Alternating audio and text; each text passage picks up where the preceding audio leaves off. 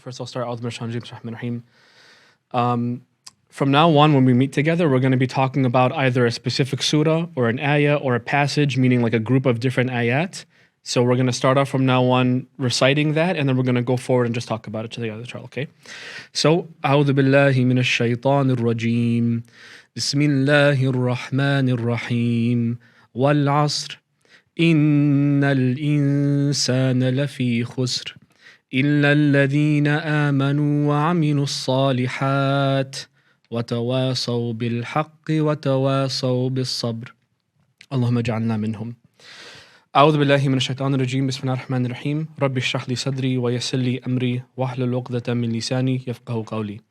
So today we're talking about Surat Al-Asr. So far, what have we talked about? We talked about the miracle of the Quran. We talked about the status of the Quran. We talked about Allah as our Rabb, right? And today, from now on, like I mentioned before, we're going to go into certain passages, surahs, ayat, whatever, parts and bits of the Quran that do a good job summarizing what is expected of me. So Allah sent revelation, fine. What does that mean about me? What does that mean about my life? And the best surah to start with in that regard is Surat Al-Asr. Surat Al-Asr, who has it memorized in here, by the way? If you can raise your hand. Surat Al-Asr memorized? Who memorized it since last time we met? I'll get you guys soon, inshallah. See, I'm going to convince you to do stuff. So, this surah is a much bigger deal than we give it credit for. I'm actually going to put up on the screen. Should be all of it.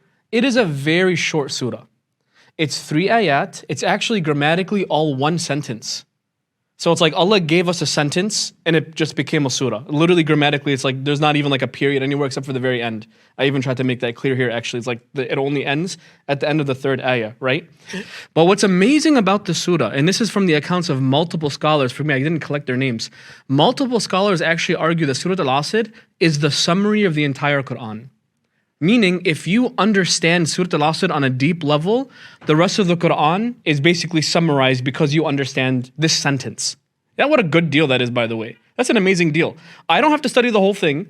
I just have to, alhamdulillah, through the mercy of Allah, understand this one sentence, not even like a surah, but really one sentence, and the whole thing is now opened up to me.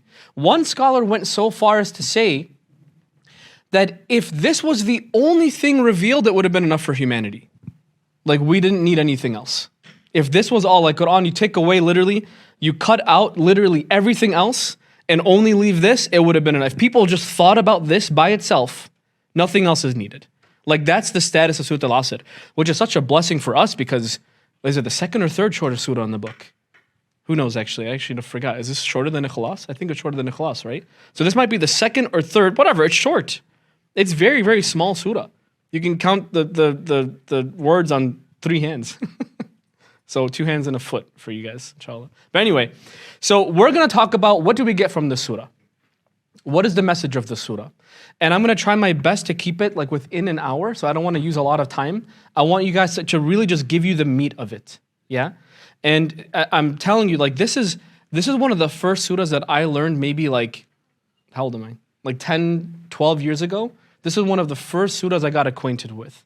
And I'm telling you right now, as short as it is, as simple as the message is, it will literally give you a lifetime to think about. Guaranteed. If you stick to these words and you keep them in your heart and you think about them often, it will give you the rest of your life worth of reflection. Guaranteed. And that's how Quran generally is, by the way. It's not just the surah, but this surah especially. Okay, so try to do your best to pay attention. I'll remind both you and myself, this is not just a lecture. Nothing we do at the masjid is just a lecture, especially when it's directly Quran. You understand? Quran is an enormous deal. We talked about this, whoever was there last night a little bit, that this is, the revelation of Quran is essentially the most important thing that has ever impacted humanity. We talked last night about literally the skies being shut down. You know, fences being built around everything above us, everything in the heavens, just so Allah can make way for this divine revelation to come and hit humanity. So it's a big deal when you spend time to learn what it says. So I remind myself first and foremost and all of you that when we sit and talk about it, that number one, we keep our minds clear, we focus as much as possible, we even sit up straight, And we actually cleanse our hearts like, Ya Allah, I just want a little bit of Quran today. Open up my heart that I understand this book. So I remind you and myself, obviously myself first, to open up your heart to sincerely try to get something that Allah is trying to tell you, okay? And whoever does that, then Allah opens up doors for them that you have no idea. Like, there is no reason why I should be sitting here and not one of you, wallahi. Like, the only reason that I'm sitting here is because I'm trying. And a buffoon like me, when Allah sees a buffoon like me trying, he'll, your rank will be raised and raised and raised through this book. And also be lowered through this book. This is a living thing that will actually affect your life. If you ignore it, Allah will lower you. And if you try to connect to it, Allah will raise you. And I've witnessed both firsthand, and I'm telling you that's true. It's not just something on the shelf, it's something that will affect you immediately. And I dare you to test it. I dare you to test it. So we're going to start, inshallah, with the short translation, Wal-Asr. Allah says, this is Allah saying, Wal-Asr, I swear by time. Innal insana lafi khusr, that every individual human being is drowning in loss. Fi khusr. Fi yani like surrounded by loss. Illa alladhina amanu, except for those who believed. Wa amilu salihat, and did the few good deeds. Wa tawasaw bil haqq, and enjoined each other. Not enjoined, no one uses the word enjoined. And they advise each other, they counsel each other, they give each other advice towards the truth. Wa tawasaw bis sabr, and they advise each other towards patience or with patience. Now that's a short translation, might be even slightly different than what I actually wrote down. What we're going to do, that's the message overall. That's like the overall, it's really nice studying a short surah because you can like easily get that kind of eagle eye view, like here's the general message of it. What we're going to do is do a deep dive of these words, and the point of that is to get whatever lessons we can. So we're going to start from the very beginning and looking at the surah overall. Is this surah, does this sound positive? Does this surah sound positive? No, it's not very positive. I will tell you right now, and we're going to review this as we go. Surat Al-Asr is not about achieving success. Surat Al-Asr is about not failing. So one way you can see this, you can say Allah is talking to us is, all of you are failing. This is a scary opening, by the way. Innal insana lafi khusr. You're all failing. By the way, insan, I'm getting ahead of myself a little bit. Al-insan is not humanity. What did I put back here? Humanity. Al-insan could mean humanity, but actually al-insan, every single individual human being. If Allah said, وَالْعَصْرِ إِنَّ النَّاسَ لَفِي خُسْرٍ, you could say humanity's in loss. Mankind in general. Nas means people. So this vast group of people that have ever lived or will ever live or are living right now, they're all lost. But no, he said al-insan. And remember, I remind you guys, we studied this before a little bit to some degree, but Allah does not choose words willy-nilly. When He chooses a word, you have to pay attention to why that word and why not something else. Why didn't Allah say, وَالْعَصْرِ إِنَّ النَّاسَ لَفِي خُسْرٍ? Because Allah wants you and me, I'll start with me, wants myself and you to replace the word insan with your own name. Inna Shadi lafi khusr. Shadi's lost. Jamal is lost. Asil is lost. We are all drowning in loss. So now this is not an us problem, it's a what problem? This surah is a me problem. I'm in loss, man. Al-insana, the individual human being. Okay, so let's start from the very beginning. Wal-Asr. This is a really interesting word. I checked, this is the only time, I love when Allah does this, because like He uses words sometimes repetitively. Like for example, وَعَمِلُوا الصَّالِحَاتِ. How many times does Allah say, إِنَّ الَّذِينَ آمَنُوا وَعَمِلُوا الصَّالِحَاتِ? Dozens of times. It happens all over the book, right? But then there are some words that are only repeated one time, like the word Ramadan. We talked about that last time. And the implications that had for us, that now Allah will super hyper focus what to think about when He uses that word now. Like what does it mean? You got one ayah, dude. That's all you got. This is the only time Allah uses this word. There's other words for time. There's dahan. He uses the word dahan. Yeah? Like in Surat Al-Insan, the first ayah, he uses the word dahan. But asr, this is the time. It's the only time in the whole book that He uses this word. And we're going to talk about that a little bit. Al-Asr, obviously, yes, it means time. What does Asr remind you of, by the way? Salah, Salat al-Asr. That's the middle salah of the day. It's like towards the end of the day. Asr is not just time. Asr is time that's running out. So Allah sets the theme very early for the rest of the surah. This surah is urgent. I swear by time that you're running out of. I swear by time you don't have anymore, that you're lost. So right away, it's like, can you imagine, by the way, like, you know how the Sahaba, anhum, when they heard the Prophet ﷺ recite Quran for the first time, can you imagine the fear they must have felt? Because he recited slowly, ﷺ. So he said, Wal-Asr, innal insana lafi khusr. And they're like, you know what I mean? I'm so screwed. Imagine he stops there and there's a pause. They probably froze. And then he gives the exception, except for these people that do these four things. But we're not going to get there yet. So Al-Asr, it gives urgency. I'm running out of time. Asr, you know, for example, it's actually really, how to be such a funny language sometimes. Asr means time. What does Asir mean? It means juice. It's the same root word actually. Asara, Asir, and Asr. I love the language so much for that reason. Asir is juice. How do those two things connect? It's like literally time that's being squeezed. Like there's barely any drops left. Or Asr al-Thawb even, you know, like when you take, back in like boys' locker rooms, you see those rat tails where you make a towel damp and then you squeeze it out, you know what I mean, to get the water out and then whatever. But anyway, even that, like where you squeeze something out of something. So this idea of like squeezing, this idea of it, you know, of not being, there's not much liquid left in this thing, in this fruit. There's not much time left in your day. There's not much time left in your right. Wal-Asr, innal insana lafi khusr. Every single individual human being is drowning in loss. Where am I getting the word drowning from? It's the fi. Lafi khusr. They're in loss. Fi can mean a lot of different things. In this case, it's as if you are surrounded by it. You're surrounded by it. And also, two important words here used, inna al-insana la fi khusr. These two words, the inna and the lam, are used when someone doesn't believe you. It's as if Allah is speaking to you and like your default is like, I'm fine. And wallah, is that not the case? By the think about like literally your own family, your own coworkers. Think about your teachers. Think about your fellow students. They're just going, you ever like stop and just stare at them, kind of go through their day? Like I know, so I used to work with someone who was deeply obsessed with their job, deeply. If they're awake, they're working. And I'm like, man, that's going to be your life? Inna al-insana lafi khusr. They don't even realize it.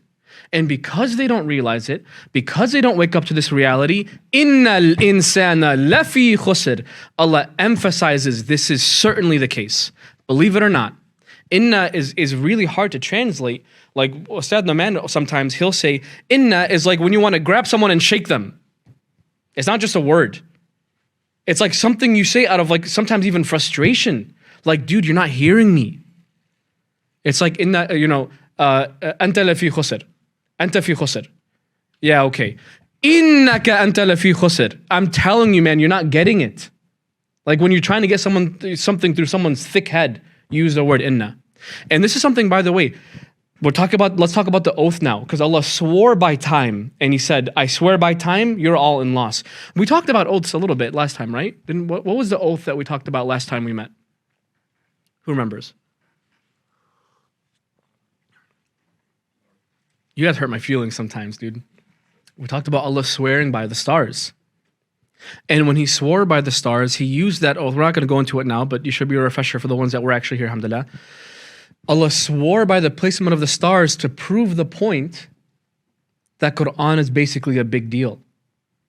And we're not going to get into that now. That's a mystery that you have to now resolve for yourself. But those that you were here that need that refresher, sometimes what Allah does is He swears by stuff.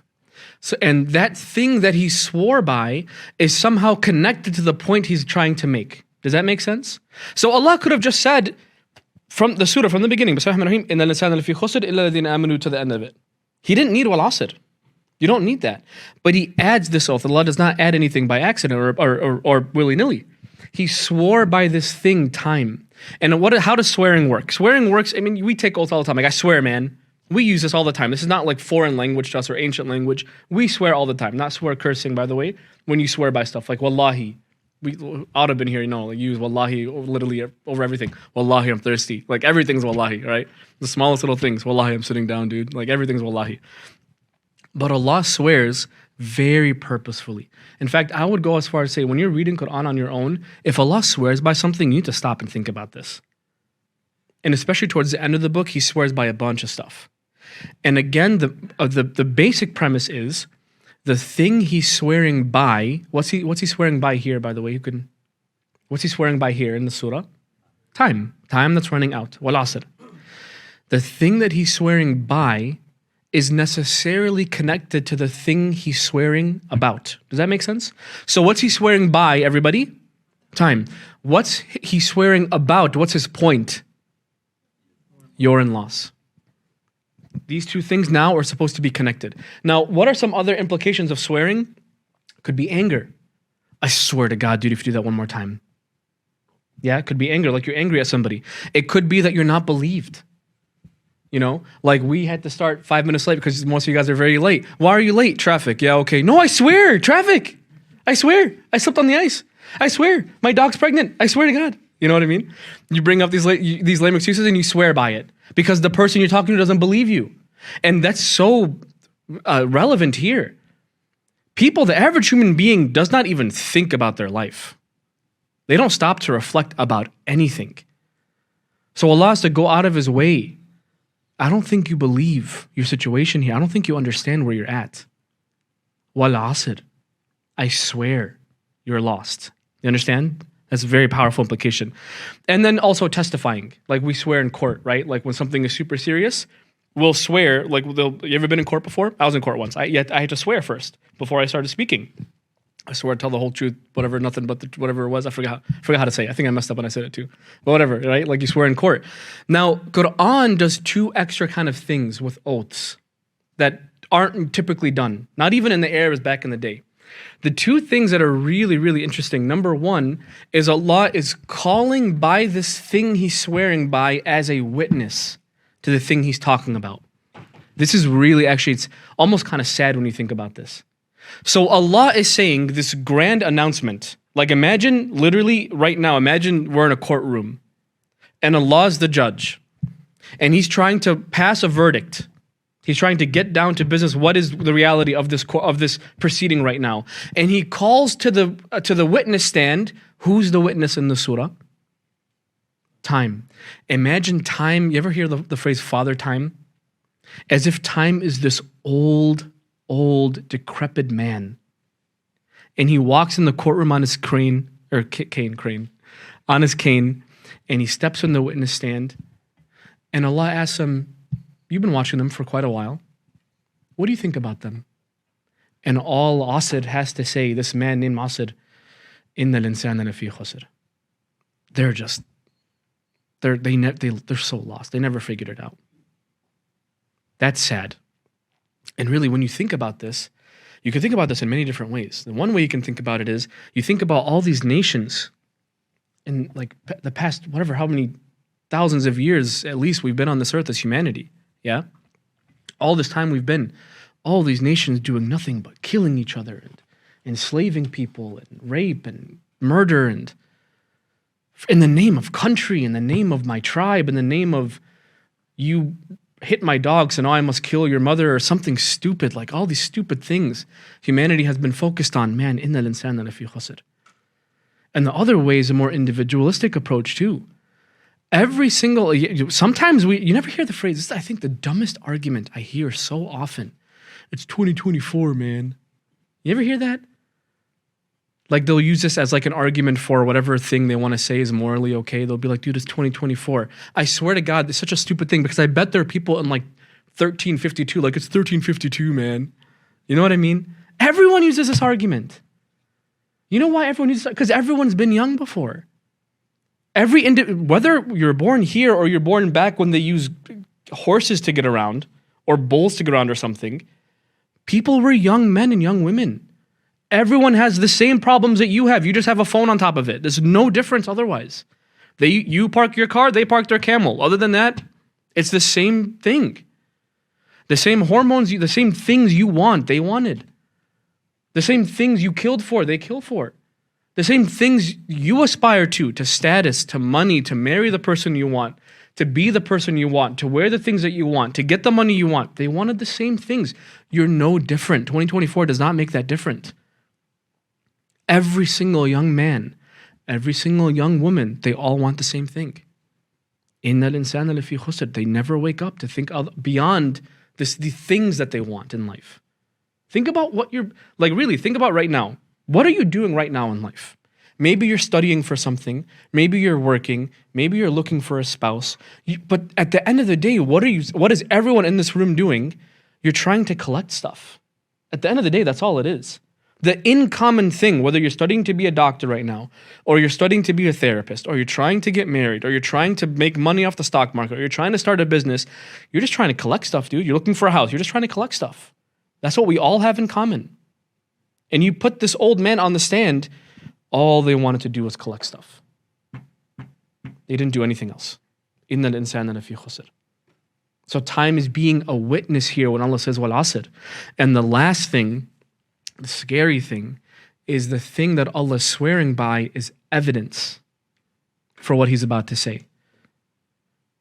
Meaning, the evidence that you're lost is how you spend your what? Time. You know the scariest apps? The scariest app on your phone, you know what it is? Screen time. You know what you guys know screen time, yeah? I hate them for putting this on our phones, dude. Because I think it's new. Like, it wasn't in my face before, and now it's in my face. I'm like, I don't want to know this. You know what I mean? I don't want to know how much time I waste on my phone. It's like, it's to the point we don't want to look at it. We don't want to look at this app. We turn off the setting like, nah, don't record me. I don't want to know how much time I spend on Twitter. I don't want to know. Like, I literally, like how nowadays you can actually put like a limit, right? So I put a 30-minute limit on X, and then it's like, remind me in 15. Remind me in 15. You know what I mean? It's scary, man. And this is not just phones, like every device. Your game console will record how much time you spent. You ever finish if you finish a video game, you'll go back and be like, oh, your playtime is X amount of hours. You're like, that's not good. That's not good. I'm not going to think about that. Netflix history. It goes back and shows you every single thing you watch. I watched 5 movies last Friday, like in one day. That's a true story, unfortunately. But these things record the time that you spend, and we don't even want to look at it because it's evidence against us. Like, we keep claiming, man, I don't got time. I don't know. Like, I once was told by somebody, I don't pray because it's just a lot of time. How much time? Didn't you watch 6 movies last week? Didn't you? What did you do last week? Where do you spend your time? So time is being used as evidence against the fact that we are lost. Meaning we're lost because of how we spend our time. That's the first lesson in the surah. It's demanding you to think, how are you using your time? And by the way, again, not just time, but time that's what? Al-Asr. What is that again? Running out. How long do you think you have? How long do you think you have? If you haven't been to you probably heard this before, but it's worth repeating. If you have not been to a graveyard recently, you need to go visit. This is not just Islamic advice, this is human advice. You need to go visit a graveyard now. And the reason I say this is because you'll walk through those graves. You'll walk between those headstones, and you'll sometimes see born 1990, died 1955, born 2000, died 2017, born 2024, died 2024. You've seen these headstones before if you visited? Like, some people literally only had a year, 10 years, 15 years. Yesterday, I swear to God, literally yesterday, as if Allah is giving me tafseer in my life. This happens, by the way, where if you're trying to understand, because when did I start doing this? A couple days back, where I started reacquainting myself with Asr to present it to you guys. And I swear, Allah, sometimes when you really, you're trying to understand what Allah is saying, He'll just force you into situations where it's like, oh, Al-Asr. I get it now. So yesterday, we prayed Jummah at Payless, and if you park at Payless, you're just hopeless. Just wait the hour. Payless is awesome. Parking lot's not awesome. Yeah. So my wife and I are just like, you know what, dude, we'll just wait. We're not getting out of here. We parked on the side, And then I'm sitting there after Salah's over, and then they're like, hey, we're going to play Janazah for a 4-month-old. And I'm like, man, that's sad, a 4-month-old. May Allah help that family. Yeah. And then they brought out, I swear to God, they brought out a box. This was really weird. I was so confused. My wife had to explain to me afterwards, after Salah was done. They brought out a box literally this big. Like, it was like a plastic. Do we have anything? It's like literally you use it to hold like knick-knack. Your mom uses it to hold knickknacks in. You know what I mean? It's like this small box with a plastic box, green lid, with white cloth in it. Can you picture this? It's like he's literally holding it like this. It's like almost the size of this paper. He's holding it like this. You know, in janazah, when someone dies, you put the body in front. The person leading salah puts the body. You guys have prayed janazah before, I'm sure. Like you say Allah Akbar 4 times, yeah? You don't do sujood. So he brought out this thing and he put it in front of the guy leading salah. And I'm like, what in the world is that? Because in my mind, who died? A 4-month-old. It was a 4-month-old fetus. In Islam, we believe you get the ruh at how many days in? 40 days. Yeah? So 40 days in, this became a person in Allah's eyes. 4 months old. She was in that box. And I was so confused, like, who is that? Is that, you know what I mean? And it wasn't until afterwards I realized what it was. If you and I think we're guaranteed any amount of time in an insan and fi khusr, we're lost. That is the dumbest assumption. Umar ibn Khattab radiallahu anhu went as far as to say that if you want a good sign of your intelligence as a human being, not even Muslim, if you want a good sign of your intelligence as a human being, how often do you think about death? Wal-Asr innal insana lafi khusr. Bleak so far, yes? Not good news. Imagine he stopped here. This is like, it feels hopeless so far, yes? I will call out just a couple of specks of hopes here. The word loss here, khusr, it could have been khusran, it could have been khasara. There's a bunch of different variations, and Allah actually uses those words too. At least khasar and khusran, I believe He uses both of them. But the least amount of loss is actually, alhamdulillah, the word He uses here, khusr. Meaning, every human being is in some amount of loss. Meaning it's hopeful. Yeah? Now, thank God for this last ayah. Because Allah is saying, every single individual human being, you're a loser. Illa, except, and now you and I, our ears should perk up. Like, okay, who? Who is it? Is it me? You know? Illa, like, can you imagine, I think my dad used to do this. When I had 3 younger brothers. So we used to get in trouble a lot. My mom's in the audience. We used to get in trouble a lot. We used to mess up a lot. So my dad, imagine my dad steps in the room. He's like, all of you are in trouble. And we're like, and imagine we have no idea what's going on. Except, and then you pray it's you. Except Shadi, thank you. And I run away. Your ears should perk up. Except who, Ya Allah? Except who? And then Allah names 4, not groups of people. This is all one group, by the way. I want to make that very clear. And I'm actually going to call this out right now, not to get too technical. I'm going to call this out right now. If Allah said, He did not say this, إِلَّا الَّذِينَ آمَنُوا وَالَّذِينَ عَمِلُوا الصَّالِحَاتِ وَالَّذِينَ تَوَاصَوْا بِالْحَقِّ وَالَّذِينَ تَوَاصَوْا بِالصَّبْرِ, then you can argue, if you do one of these 4 things, you're good. The ones who believed, and the ones who did good deeds, and the ones who invited to truth, and the ones who invited patiently, then you can say, I can pick my favorite. This belief stuff, I can volunteer sometimes though. That could be one of those. No. This is not a choice that you have. If you want to not fail, if you want to not drown in loss, you need to do all of these 4 things. So right now, the question you and I should have in my head is, am I missing any of these 4 things? You understand the problem we have right now together? And again, this is together because I'm involved now too. Remember when I told you that this gives you a lifetime to think about? That's because these 4 things, you need to constantly remind yourself, am I doing any of these wrong? Am I missing one of these? Am I weak in one of these? And sometimes you get strong on one of them and then you get weak again tomorrow. By the way, oh man, I forgot to mention this. Al-insan. The word Allah uses for human being is so pointed. Al-insan comes from nisyan. What does nisyan mean? Like nasit. What does that mean? I forgot. Nasit, I forgot.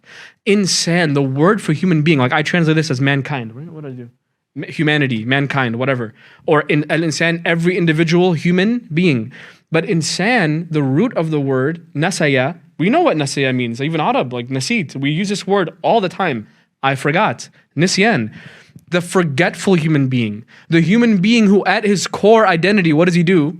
He forgets all the time. And wallahi, this is so true. Like I'm telling you, I've learned the surah multiple times over. And I literally, when I was redoing it, I'm like, oh man, I forgot. I forgot these 4 things. So alhamdulillah, I'm grateful for you guys because I'm getting reminded too. Yeah. That I have to get ready with this stuff. But you're going to learn these 4 things. And as soon as the dhuhr adhans, you're like, what was the third one? You know what I mean? That's what you do. You forget all the time. It's enough of reality that you believe in Allah, you believe in heaven and hell. And I hope everyone in the room believes in heaven and hell. And even that you forget about, right? Like what a major thing to forget about. Even before that, the fact that you have a Rabb, that you have a master, that you have someone watching over you, the fact that you can even forget that for a second is proof enough that you're insan. More like insane, am I right? Oh my God, I'm so funny. But you're forgetful. Thank you for the 3 of you. Guys, that was rude. Al-insan al-fi khusr. The human being, this forgetful thing is just lost, man. It keeps forgetting. And that's the beauty of Quran. You can shut it off if you want, if it's bothering people. It's good. Don't get distracted. I know it's super interesting, guys. Just relax. Yeah. So, where was I? So, illa, except the group of people who do how many things, everybody? 4 things. I need you to memorize these 4 things. By the way, from now on, if I ask you to memorize a passage, I'm telling you, you don't have to come here. You don't. Like, I'm not going to check you at the door. Do you memorize? No. But I'm telling you, you know how we're insan and we forget? When you memorize the surah, even if you forget, you'll just recite it again. And you're like, oh. That's why Quran is so amazing. Because you'll forget some pretty profound things and then you recite it again, even by accident during salah. And you're like, oh my God, I forgot about thing number 2. Oh, I didn't do thing number 4. You understand? Quran in its nature is a reminder. Yeah? So what are these 4 things? The first thing, people who believe. I'm going to quiz you on this, so pay attention, yeah? The first thing, people who believe. The second thing this group does, they do good deeds. This is like cursory translations. We'll go into the deep dive in a little bit, yeah? So number 1, people who believe. Number 2, people who do good deeds. Number 3, people who invite other people to do good, or invite other people to truth, who invite other people to truth. And the 4th thing, who invite other people patiently. What's thing number 1? What's the first thing you do? Believe. The second thing you do? What's the first thing? No one's doing it. First thing? Believe. Second thing? Do good deeds. Third thing?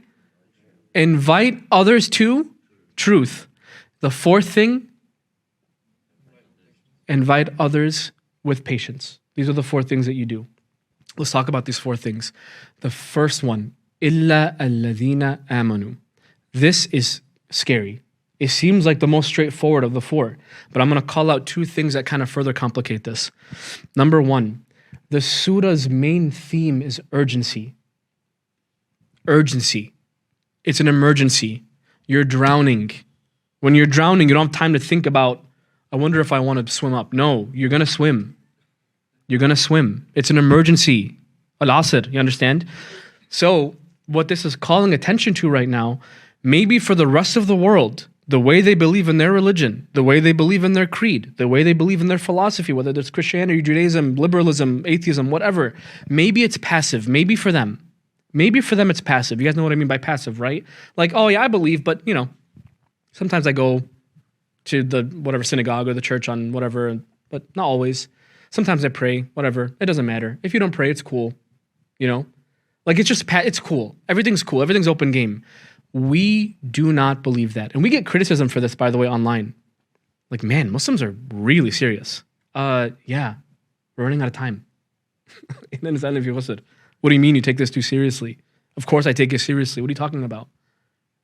You understand? Like, even, for example, I don't want to go too much into this, but even our understanding of like things like heaven and hell, like in other books, like in the Torah and the Bible, in the Torah, hell isn't even mentioned. Can you believe that? Like how they changed their book that much, they took out hell. Like that's insane that they changed their book that much. And the Bible, the New Testament, the way that it describes hell is very like, there's bad, it's tough, but the way the Quran describes it is like second to none. It's gruesome. It's like PG-13, if not more. We have to be honest about it. It's serious. And that's a blessing, but that's actually a mercy from Allah that that's the case. Can you imagine you had no idea? That's not merciful. That is not merciful if Allah did not tell us in detail. The mercy is that He told us. And that by itself should like really light a fire under us, no pun intended, but really light a fire under us. Like, no, this is not casual. I do not believe casually. No. There's two ways that you can think of aminu right now, because what's really beautiful about the ayah, it doesn't go into believe in what, does it? Like you would expect aminu bi shay'in. They believe in fill in the blank, right? But no, it's just they believe. So then you and I are wondering, like, believe in what? What do you mean? What do I have to believe in? There's two major ways you can think of this. Number one is the obvious way. What do you think he means believe? Believe in what? Believe in Allah. Believe in Him. Believe in afterlife. There's three main things with belief. Belief in Allah, belief in the message, and the message includes the messenger and the message itself, and the angels even that bring the message, yeah? So number one, Allah, number two, the message, and number three, afterlife. In none of these three things do we believe passively. Even think about Quran itself. We literally have to believe like fanatically. This is the word of Allah, unchanged. No one can change my mind. There are people on Twitter whose literal job is to change your mind. Do you know this? There are people that are paid non-Muslims, paid ex-Muslims will put on their Twitter bio. That's all they talk about. For people that leave Islam, they talk a lot about Islam. It's because they literally, that's their career now. There are things in the world that want to drag you out of this thing. And I'm convinced it's because they see the power in it. Because for everyone else, with all due respect to other faiths, you can, even if you believe wholeheartedly that's the case, it doesn't bring a sense of urgency, does it? It doesn't bring much difference to you whether or not you believe in it or not. For us, no. I believe, and I'm not stepping away from this, and everything else is wrong. Literally, that's our attitude towards it. We are not passive. We are not like, oh yeah, I believe, but other people could be right too. Nope, we don't believe that. We believe with urgency. We believe in Allah with urgency. We believe in Quran with urgency. We believe in hell with urgency because insan, I have to deal with that myself. Even if my friends try to drag me away, I have to deal with that myself. You understand? That's the first way to think of alladhina amanu. But the thing I'll call you to is this, especially with Ramadan coming, yeah? Do you believe like that? Ask yourself. One time, like FNL, you guys know FNL. There used to be FNL in Bridgeview. No, there is, sorry. I think there is still FNL in Bridgeview. That was like one of the first ones in the area. And I did not attend this lecture, but it still changed my life. Where I think it was Sheikh Jamal's daughter, he used to be part of the Miller Order. So she was on the team, and she asked the crowd, people younger than you, younger than us, they're teenagers, when did you convert? And these are all like Palestinian Muslim Arab, like they all believe no one in there is a convert, no one in there is non-Muslim, whatever. She asked the crowd, when did you convert? And everyone's like, what do you mean? And some smart aleck was like, oh, when I was born. When I first started praying, whatever. She's like, no, you don't get it. And they kept trying to answer the question, no, you don't get it. When did you convert?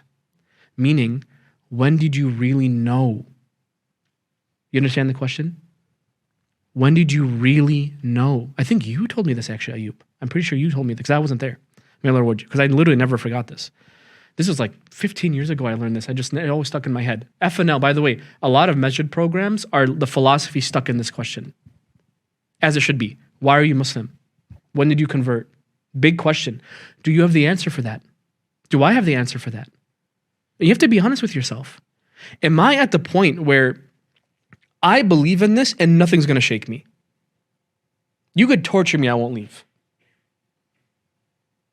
Donald Trump could be president threatening to kick me out of the country. I don't care. I don't care what you do. Like the people of Gaza, drop bombs on me. See what happens. Drop bombs. I won't budge. I believe with urgency. Are you at this point? There's two things that can get in the way of believing to that degree. To that degree. I remind you before I continue, these you know how like Allah, we talked about, Allah is basically telling us that we're all failing. This is about like getting a D in class. This is not doing super well. This is just not failing, you understand? And to not fail, the first thing is to be convinced, not just believe, but to be convinced. You understand the difference? Be convinced this is the truth. There are two things that could get in the way of that. Number one, intellectually, maybe there's things in the way of that for you, and that's fine. Maybe there's things that really confuse you. Why does Quran say this? Why did the Prophet do that? What do we believe about this? Someone told me this. You understand? There's things that you need to get rid of, things you need to answer. Go get those questions answered. You don't have time. Al-Asr, you don't have time. Get them answered. If there's something you're confused about, if there's something you're not convinced of. Like, by the way, this is why, what did we start with Tanzeel with me? What did we start with? Who was here since the beginning? What did we start with? And yeah, we talked about miracles of Quran, right? Because that's the first thing. Do you really believe this is the word of Allah? Do you really believe that Allah spoke and it became this thing? Do you really believe that? That's why we spent the first, 4 sessions talking about this in detail. Like, I want to challenge you. Do you really get it? Do you get how amazing this thing is? And everyone needs to do their own journey. Wallahi, is like, I'm not calling for you to feel bad that you're not at that level. I'm not calling for that at all. But you need to ask yourself, is something in my way intellectually that I need to get my questions answered? We have amazing resources, guys. Even if we don't, you have YouTube. These questions are literally on YouTube. There's debates about the questions that you have. Are we right? And how do we know Quran is this? And how do we know the Prophet was the last messenger? And blah, blah, blah. Like, go learn, go study. Go learn, start that journey on your own. The first thing that gets in the way, again, intellectual stuff, yeah? Stuff that you have to think about. The second thing, a bit more complicated, that can get in the way is your desires. Meaning, I don't want to believe because if I believe, this thing is going to ask me to get rid of stuff that I really want to do. It's going to ask me to do things I don't want to do. And is that not the case, by the way? Yeah, it's definitely the case. Like, we have to be very honest about our deen.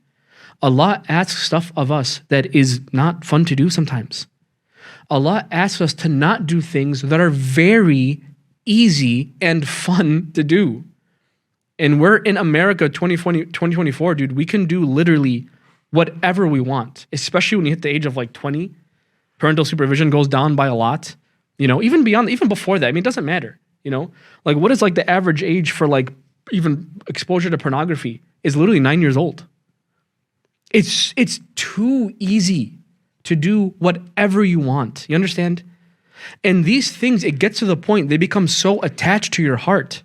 All these things that Allah calls haram, whether it's alcohol or zina or gambling or whatever this thing. These things can be so, they're all addictive, by the way, literally all of them. They're very addictive things. The major sins are very addictive things. Zina is addictive.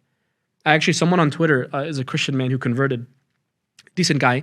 He was asked, of all the addictions, because he was addicted to drugs and alcohol, and he was addicted to a bunch of different things.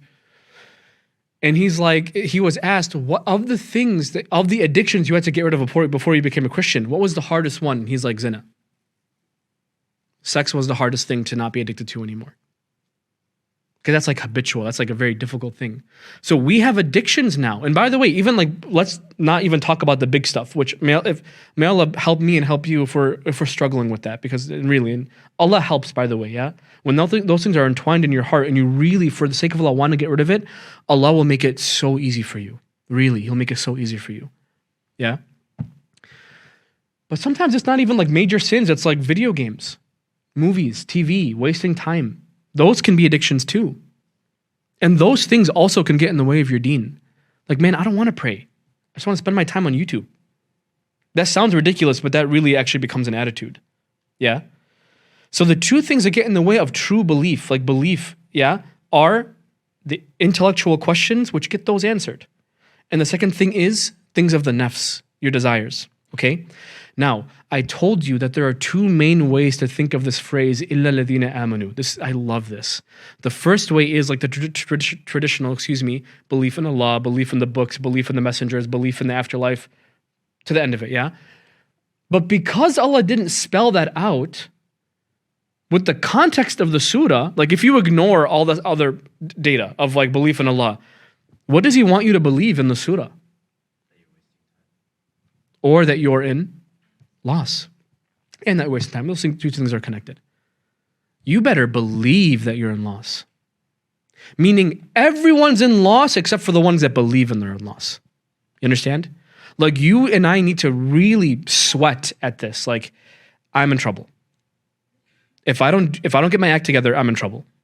إِلَّا الَّذِينَ آمَنُوا. People who believe, in parentheses, that they are in fact losing. Does that make sense? So you don't have to go far into like, how do we interpret this? No, Allah says Himself. Everyone's in loss except for the ones who believe that they're in loss. They're saved. You understand? That's number one. What was number two? The second thing. I'm going to take this away. What's the second thing? Didn't work. Get out of here. This thing's out of battery. You guys are lucky. What's the second thing? That doesn't help my case at all, wallah. Where do I have to point? Oh, I have to point towards the laptop. Dude, just help. I mean, can you just press left? Yeah, go back. Go back one. These guys are cheaters. I don't trust them. Thank you. Useless. What's the second thing? The first one was what again? You have to believe. What's the second thing this group of people does? They do good deeds. Let's talk about وَعَمِلُوا الصَّالِحَاتِ. Do good deeds is actually a very cheap translation. As-salih, like who's named Salih in here? Anyone named Salih? No? You know Salih? Anyone know Salih in here? I know Salih. Okay. Salih or Salihah is actually to fix something that was otherwise broken. Yeah? Like this thing is busted. If I spent the time right now to fix it, I would be a what? A salih. That would be what that means. I'm not going to do that, so I'm not a salih right now. But that's what sulh is. Salaha shay, he fixed it. He fixed something. If you did sulh something, you fixed it. So these are people that, number one, they believed, and number two, they did things that fixed their situation. They did things that fixed their situation. They did sulh in their life. And by the way, because the surah started with insan, in that insan, every individual human being, well, the way we can think about this now is they did things to rectify their own lives in little ways. Sulh. They did sulh. What does that even mean? That means your relationship with your dad is not great. You fix it. You do at least something to get that rectified. Your relationship with your spouse is not good. You do some things to get that rectified. You haven't called your uncle in months. You do things to get that right. You build those bridges again. You understand? There's things in your life that need fixing. Maybe right now you're struggling with fajr if you're trying to do fajr and you can't wake up. You know why you can't wake up? Because you sleep at 3 a.m. Sleep early. That's sulh. You're fixing your situation. Does that make sense? That's a hard one, by the way. I don't mean to say that like lightly. That's a tough one, especially nowadays where like you spend literally hours at night in bed on your phone. It becomes a cynical circle, right? Because you can't sleep because of the blue light, and because you're tired, you spend time on your phone. You know what I mean? Put it down, go to sleep early. Yeah? Maybe you curse, you say foul language too much. You lessen that a little bit. The first and foremost thing, maybe you don't pray, you start with your salah. Al-Asr made a point yesterday that sounded crazy. Some of you laughed at it, but it's very, very true. If you're a drug dealer, pray before you do the deals. I 100% agree. It sounds stupid. But when Allah says things like Amilu Salihat, they do the things expected. They do the things that correct. The things that correct are first and foremost the things that He says are good. And the number one thing He says is good is what? Your salah. How is your salah right now? Amilu Salihat, they do the good things. They do the things that fix. Salah is supposed to rectify you. Yeah? By the way, Salihat is really cool. They do the good deeds. You notice how it's plural? They do good deeds. Salihat, if this word was وَعَمِلُوا صَالِحًا, we would be in a lot of trouble. Just if you took away that alif, the at. If it's salihah, like that, we would be in a lot of trouble. Because that would mean they do the numerous things that they have to do, this long laundry list of things that they need to do to fix their situation. Allah did not say salihah, He said salihat, which means they do the few things I told them to do. It's not even a lot of stuff. You understand? Salihat literally grammatically could be pinned between 3 and 9 things. Like just do the few things. You know the few things in your life you have to do. You know those things. I know those things. You know the few things Allah asks you to do. You can even think back to like the 5 pillars for example, right? Because that fits in here too, where you pray, you give charity, you fast on Ramadan, right? Like those things that come up in your life. These few things, meaning Allah is not asking a lot from you at all. Allah is not asking a lot from you at all. You know, on the Day of Judgment, there will be people, disbelievers, like staunch disbelievers, that they will be presented hell. And they will be asked, if you were given the world and everything in it in wealth to free yourself from this thing you're looking at, the thing that you used to deny, you used to make fun of, by the way, you used to make fun of hell. You used to dress up like devils on Halloween. You used to laugh at those cartoons that made fun of hell. The video games you played were someone going into hell and coming out. You used to laugh at this. This was entertainment to you. How funny is it now? If you were given the wealth of the world and everything in it 10 times over, would you give that to me to free yourself from this? What do you think that man would say? Obviously. And Allah will tell him, I asked you for much less than that. Much less. وَعَمِلُوا الصَّالِحَاتِ. They do just the few things, man. The few things. It doesn't take a lot of time to do these few things. You understand here? What was thing number 1? الَّذِينَ آمَنُوا, the people who believe. Thing number 2, they do the few corrective things. I'm going to go a little bit more deep in the English now. They do just the few, dude, the few corrective things. Remember, Salah to correct stuff, yeah? The few corrective, they corrected themselves. Even if they tried a little bit, they tried. Yeah? They didn't do crazy stuff. They didn't donate their wealth, all their wealth. They didn't spend all night in the masjid. By the way, I want to make this very clear because sometimes I don't want this to come across as totally bleak because in our religion, we have a lot of hope, wallah. Maybe you like to play video games. Maybe you like to play basketball. Maybe you like being on your phone. Maybe you like eating good food. You can do all of these things, dude. All of these things. Allah's not asking for you to just abandon all worldly life and go and do nothing but pray. No. Get married. Have fun with your spouse. Go on vacation. Play video games. Play sports. Do whatever you want to do. But don't forget the few things. If you live your whole life just a regular person and you do the few things expected, you're good. And you can do whatever you want with your free time outside of haram. Anything you want. And I remind you, living in our country, sometimes it feels like everything is haram. It's not. You can have a great life avoiding alcohol. You can have a great life avoiding zina. A great life. A great life. You understand? You don't have to give up the worldly life completely to be a good believer, to even pass this test of being in this group. You don't have to do that. But just watch how you're spending your time. You understand? Do the few things expected of you. So one more review. Number 1 was what again? They believe. Number 2, do the few corrective things. Number 3, وَتَوَاصَوْا بِالْحَقِّ. So you believed, you felt it in your heart, and this thing in your heart drove you to actually do things, because sometimes we say things about ourselves that end up not being true, and the proof that it's not true is we don't act on them. You tell your friend, oh, I miss you so much, but you never call them. You never hang out. You tell your mom, oh, I love you, but you don't even call her. You don't help her out. You understand? You say some things in your heart, but you don't do anything about it. So these people, they had iman in their heart, they believed, and then it drove them to do a salihat, they did good things, and now that they're themselves doing the things that are correcting their life, and they're seeing the benefit of it correcting their life, now they're looking around them at their mother, their father, their brothers, their cousins, their friends, and they're like, man, I got to get everyone else to do this with me. Their lives would be so much better if they believed that they were lost like me. You understand? وَتَوَاصَوْا بِالْحَقِّ, Allah says as step number 3. You can think of these actually as 4 steps, right? وَتَوَاصَوْا بِالْحَقِّ, and then they enjoin, they invite each other to the truth. Meaning you go to your brother, you go to your friends, and you start giving them good advice. I'm worried about you. I don't see you praying anymore. I'm worried about you. Why don't you believe? I'm worried about you the way that you spend your time. By the way, tawasa, such a beautiful word here. There's so many words for the word advice. Al-wisaya, I think it's wisaya, but tawasi actually at least, because here the word is tawasa bil-haq. Tawasa is not just advice, because advice could be like, so you gained weight, huh? Like that's mean advice, but it's advice, technically. There's mean advice, there's advice that you're like, dude, just stay away from me. you know? But tawasa is advice that literally comes from the heart and goes into the heart. Meaning, if it doesn't hit the heart, it's not tawasa. Which means you need to have a good relationship with the people around you before you start giving what? Start giving advice. Before you give your spouse advice, is your relationship with your spouse okay? Before you give a relationship to your father, have you called him recently? Before you give advice to your brothers, have you even hung out with them recently? You understand?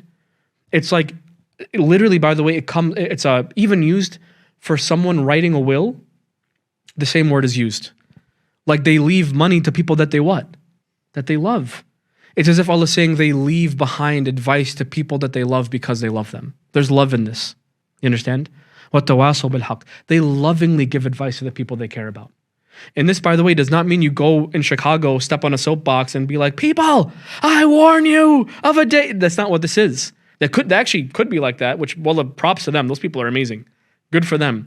But actually, وَالتَّوَاصَوْا بِالْحَقِّ, who do you think you and I should start with? Our family. The people that we love, the people that we're close with. Those people you start with. Those are your responsibility. Before anybody else. Like, I was talking to someone and I was kind of like going through this and they're like, oh, well, you're lucky because you do tawassul haq because you teach at the masjid. If you think for a second that this being up here with the microphone takes care of this for me, you're deluded. Because let's say, for example, I teach here every day to people I barely know. I like you guys, but I barely know any of you, yeah? To people I barely know. And I don't remind my wife. And I don't lovingly remind my brother. And I don't lovingly remind my sisters.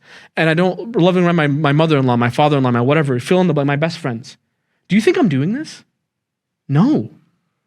This does not, this is part of it, obviously, but this is like cheese, the meat, the cheese of the burger, the meat are the people close to me, you understand? The ones close to me, وَتَوَاصَوْا بِالْحَقِّ. They invite with truth. By the way, bil-haq can also mean they invite sincerely. Sincerely. I really care about you, man. Meaning you really sincerely love them. You care about them. You care about their well-being. You're not coming out an attitude of like, man, you haven't prayed in years. What's wrong with you? I'm so much better than you. You don't say that, but you really have the air of it sometimes. We have the air of it sometimes. But no, sincere, like, man, I really care about you. I really worry what's going to happen to you if you don't start doing this.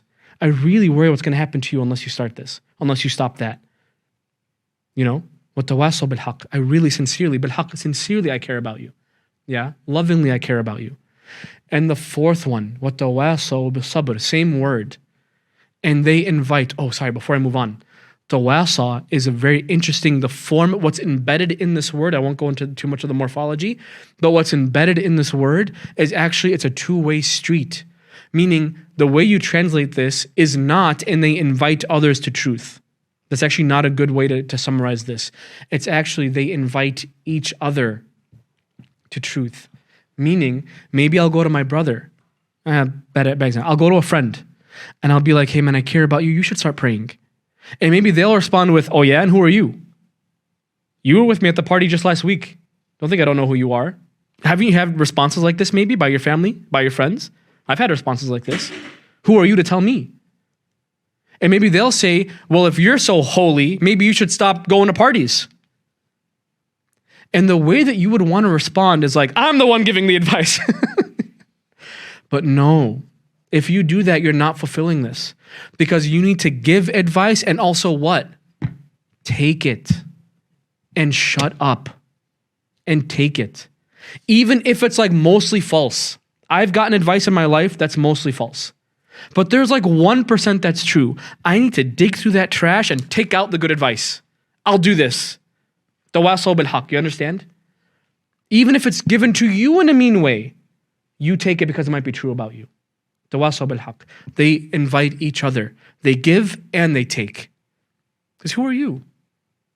You're lost like them, dude. You're drowning like they are. You're not special. I'm not special. Do you think this makes me special? No. In fact, let's go to the last one. وَتَوَاصَوْا بِالصَّبْرِ. And they invite each other patiently. And there's so many things to say about this. The number one thing, though, is sometimes it's hard to give advice, right? Sometimes you're scared to give advice. Maybe your brother takes out a loan that he shouldn't have taken out. It's really hard to tell him, like, hey, man, don't take that loan. What are you doing? It's not going to be good for your family. Maybe your sister is like talking to someone that you know she shouldn't be talking to, like, and she's your big sister and you respect her or whatever, and you know she's smarter than you or something or whatever. I don't know the situation, and you're afraid to walk up to her. No, go and walk up to her. You invite with patience. Sabr means steadfastness. You know, sabr. Someday we'll talk about the word sabr. Sabr is literally a word that literally no other language has. Do you know this? Even in Hebrew, this is insane. There was an Israeli guy on the Haaretz, or Israeli media, and he's not like pro-Palestine at all. And he was talking about Gaza, okay, and how like they're being bombed, and literally on the news they're like, "What's wrong with these people?" The audacity, wallahi, I get so mad talking about this. But they're on like this newscaster, and then this guy's a rabbi, and they're like, "We got to keep bombing them." Because that's their attitude right now. Like a lot of Israelis, their attitude is we got to keep going. Like, you know, we're only a certain percent done. Astaghfirullah is their attitude. And you know what the rabbi said? You don't get it. They have sabr. We don't even have that word. He literally said this. This is not 1,000. This is literally like, this is in December. On media. If I find the link, I'll send it to you. You don't get it. They have sabr. We literally in Hebrew don't have a word like this. He's saying. Sabr is like steadfastness. That you get hit and you have sabr. That Allah ties down your heart into something. It's not just patience. It's like something where the worst thing can happen to you, and you are like fasabrun jamil. Like Yaqub alayhi salam, he lost his son. He lost his son by the hands of his own other children for years. For years. And then he thinks he lost a second one, like 30 years later, and he goes blind out of sadness. And that's still sabr, by the way. Sometimes sabr even looks like that. Sometimes it even looks like grief. وَتَوَاصَوْا بِالصَّبْرِ. It's hard, I'm going to do it anyway. I saw the man give a funny example. Like, let's say, for example, you're walking down the street and these guys have a baseball bat and they're hitting cars with the baseball bat. You know, hooligans. It would take a lot of sabr to go up to them and be like, don't do this. And why do you think it takes a lot of sabr? Maybe you'll be the next target of the bat, right? And you take it anyway. وَتَوَاصَوْا بِالصَّبْرِ. You understand? They invite others patiently, even if it hurts sometimes.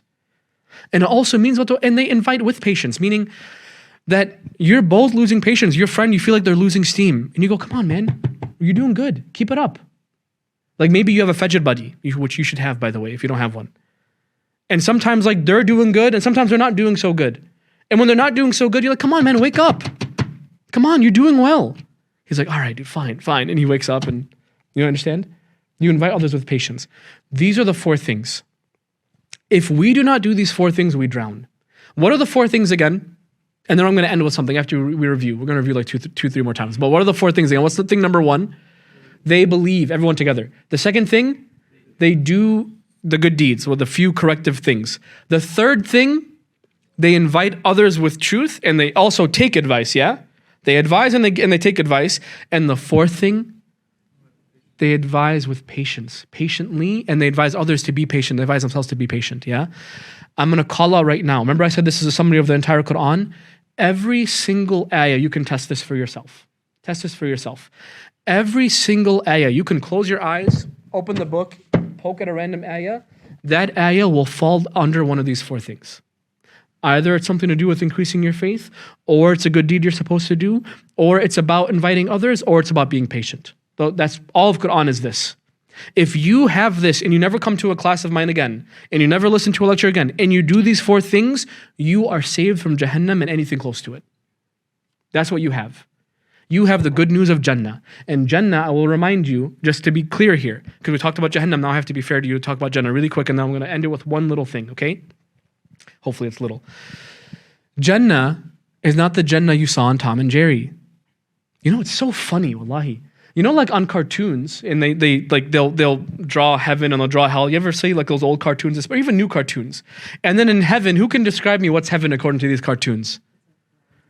Yeah, it's like clouds and a golden gate and someone wearing like the harp, right?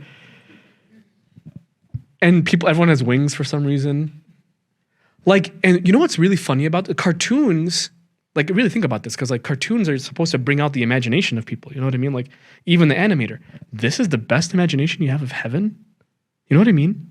Wings and harps and clouds. Like, that's not worth it. The same way that other books, they speak of heaven and it's not a lot of detail, dude, the descriptions of heaven in Quran, it is a rager. Well, no, wallahi, it's a party. It's a party. You're dressed. You're not even dressed up. You are dressed with good clothes. Like someone comes to serve and like, hello, sir. And they come, like those cartoons where they like, measure your back and they measure whatever. And then you get wrapped up like in like Beauty and the Beast or something, like that guy that like measures you, her in the dress or something, And then there's food going around like, excuse me, sir, excuse me. Like the drinks are crinkling or like, they're cracking on the thing. And they go like, hello, sir, you have to try some of this. You have to try some of this. You literally look at an apple and the tree comes down to you. Not like the creepy Harry Potter tree, but like a cool tree that comes down to you and like gives you exactly what you want. You look at meat and it just gets served exactly the way that you like. You get married. You have children. It's a party. And that's just like the stuff that everyone does, let alone what you do in your personal life in Jannah. It's like, dude, it's all whatever you want. And to earn that, you do these 4 things. You understand? You do these 4 things, you get Jannah. This is the good news of Quran. Quran is so hopeful, guys. And even, by the way, you'll mess up with these 4 things, right? You'll mess up with these 4 things. Maybe you'll even leave the religion entirely. Maybe you will. I have a friend like that. They left the religion entirely, and they came back 5 years later. Even he will get Jannah. Because it's not about you doing this and never messing up. It's about when you die, you can say, I did these 4 things. By the way, all of these things, I'll show them to you now. I think I'll show you to them now. Whatever. Can you press right? They're all in the past tense. I translated them as present tense. They do good deeds, they believe, but no, they're all in the past tense.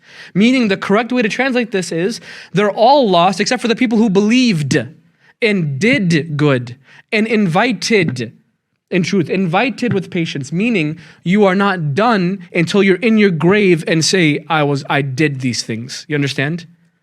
And again, may Allah make us of these people. Inshallah, I mean. So, all past tense.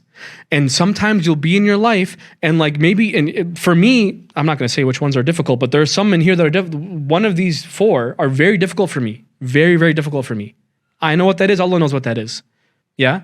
And I have to work on that thing. Maybe Iman is easy, but this other thing is hard. Maybe number 2 is easy, but number 4 is hard. For certain people, certain things are difficult, right? Everyone's different. But you need to constantly remind yourself and work to make sure all 4 lights are on. Like literally imagine it's like 4 torches. And sometimes the fire gets weak. You have to be like, oh no, I'm lost. And you relight the torch. And maybe another one starts to flicker and you go and you have to rekindle that light. You understand? And that's your job for the rest of your life, is rekindling these 4 torches. Before we end, I'm going to give you my favorite part of studying surahs, dude. And it doesn't really apply because this one's so short, but sometimes what happens when you study a surah is when you're done, you get to kind of like step back and look at the whole thing, how it's built, and it's just so beautiful sometimes. We talked about this a little bit when we talked about structure. You guys remember structure? Where like we talked about like ring structure, and all this. It's just beautiful. I want to talk to you about the overall message of Asr. And this was like a video that went viral like 10 years ago or something. Maybe you heard it before, but it's okay, I'll remind you of it. If you haven't heard it before, pay attention. If you want to understand the message of the surah and really kind of have it even like as a little movie in your mind, here's a good way to kind of think about this. I want you to imagine, remember, lafi khusr, how did I translate that before? You're drowning in loss. I want you to imagine that you're drowning under the ocean. You're underwater and you're drowning. And you're not just drowning, but you're also asleep. So you're underwater, you're drowning, and you're also unconscious. Can you picture this in your head? If you're underwater and you're drowning, can you breathe? No. Do you have a lot of time? No. Al-Asr. You don't have a lot of time. What's the first thing that you should do if you're both drowning and asleep? Wake up. One time I asked this and someone was like, oh, you have to swim. You swim in your sleep? No. The first thing is you have to wake up to the reality. You understand? Before you can even start doing anything, because even if you don't know how to swim, maybe you start flapping your arms or something. Before you even start doing that, you're not going to do it in your sleep. You have to first wake up. You understand? Step number 1, you have to wake up to a situation. And maybe while you were asleep, you were having an amazing dream, a really nice dream. Would it be a sane person that wakes up and was like, this sucks, I'm going to go back to sleep? Is that person sane? No, that person is crazy. Or that person doesn't want to accept reality, right? So the first thing you do is you wake up. إِلَّا الَّذِينَ آمَنُوا. Remember the people that believed that they were in loss? The people that believed that they were drowning? Okay, so let's say that you did that. Step 1 done. Remember I told you these are steps. Actually, you can't do 4 before 3. You can't do 2 before 1, right? So let's say you did step 1. You woke up. Okay, I get it. I'm lost. I'm drowning. This is my situation. What do you then have to do? You have to do anything so you bring your body up. And like I said before, maybe you don't even know how to swim. Have you ever actually been in a situation where you don't know how to swim and you were in water? You'll start to like wave a lot, yeah? And maybe you'll learn that some actions make you go up, and then if I go like this, I go down, you stop doing that and you start going yourself up, right? And you struggle, but then finally you, and you're above the water. What did you just do? وَعَمِلُوا الصَّالِحَاتِ. You did the thing that corrected this, remember correction? You did the few things that corrected your situation. So the first thing you did was you woke up. The second thing you did was you did the corrective things, and you're done, right? Because you're above the water. All of a sudden, you're pulled back under the water. And you look down like, what the heck is pulling me? Because you feel something tugging at you. And you look down, and you know like those old, like those things that like a chain gang, where like you have a chain around your ankle, and then you look at the other end of the chain, and your brother is tied to the other end. And he's asleep, and he's drowning. So now if you want to survive, not even for your brother, if you want to survive, what do you have to do? You have to wake him up. Like, dude, wake up. And maybe he wakes up and he's like, blah, blah, blah. And he's annoying you. Like, wake up, and you're shaking him. إِنَّ الْإِنسَانَ لَفِي خُسْرٍ, right? Like the same language that Allah's using. Wake up. And he doesn't want to stay awake.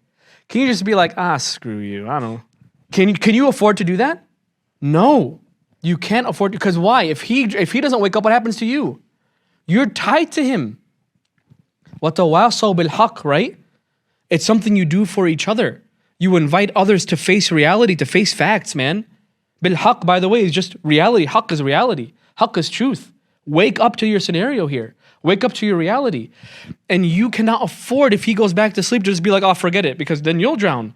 So you have to be patient. وَتَوَاصَوْا بِالصَّبْرِ.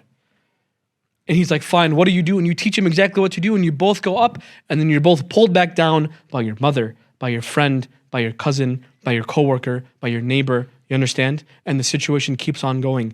Meaning, for this person, for you, not this person, I want to be in the third person. For you and I, if I want to survive this, I need to continuously believe.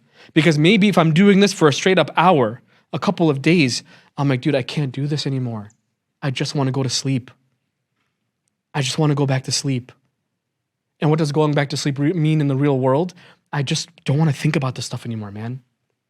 I don't want to think about it. I don't want to think about God. I don't want to think about what I have to do. I don't want to think about hell. I just want to do what I want. I don't care about anything else. I want to live my life. No. If you want to survive, you need to stay awake. Stay doing corrective things. Stay waking others up, and stay patient in doing so. And if you fail in any one of these 4 things, you understand now there's an and, not an or. Yeah? It's not إِلَّا الَّذِينَ آمَنُوا أَوْ عَمِلُوا الصَّالِحَاتِ أَوْ تَوَاصَوْا. No. The people who believe or do good or no, it's and.